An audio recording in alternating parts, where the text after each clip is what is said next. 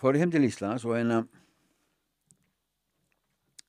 fekk vinna á barnaheimili Já, og og fór að vinna á barnaheimili og bara og stremma mér svolítið af sko bara í allir neyslu og svona já, og mér varst og mér gekk rosa vel á þessu barnaheimili bara alveg rosa já, fín vinna, þannig ég var bara alltaf bara pæli bara, kannski ætti ég bara að vera svona barnfóstra já, og og fór að pæli því já, og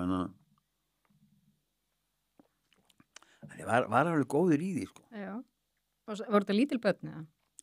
það voru 3 ára til 5 ára Já. ekki minnst þetta er mið þú veist. Mm. Og varstu lengi þar eða? Já, alveg bara svona 1,5 ár 2 ár ekki. Fórstu eitthvað að hugsa hvort þið langaði í börn sjálfur eða? Nei, mér langaði ekki í börn sko. Nei. Það var ekki inn í myndinu og aldrei inn í myndinu að giftast eða neitt sko. Nei. Það var ekki, ég hafði ekki þá mynd sko. Nei. En hvað, eignaðist ekkert einhverjar alvarlegar kærustur? Jú. Mm. Og en ekki strax sko. En ég veit ekki hvað maður á að fara að tala svona allt en sko þegar þetta komið sögu í Danmörku þá gerist ég alveg grænmeti þetta Já. bara alveg Hætti bara að borða kjöt. Já. og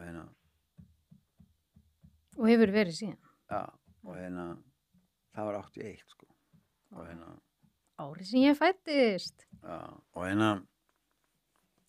þannig að þegar ég kem hérna sko, þá þegar þetta komið sögu og þá er bara að ganga svolítið vel í á barnaheimilinu og ég er búin að vera svona svolítið tiltölulega streit, þú veist alveg, ég var aldrei stónd í vinnunni og okkur svona, skilur, svona með prinsip þar og svona. Já, já. Og haldið sér einhver svona formi, sko, og svo fór það á böndanum og þá einhvern veginn, þá fór ég í meðferð. Já.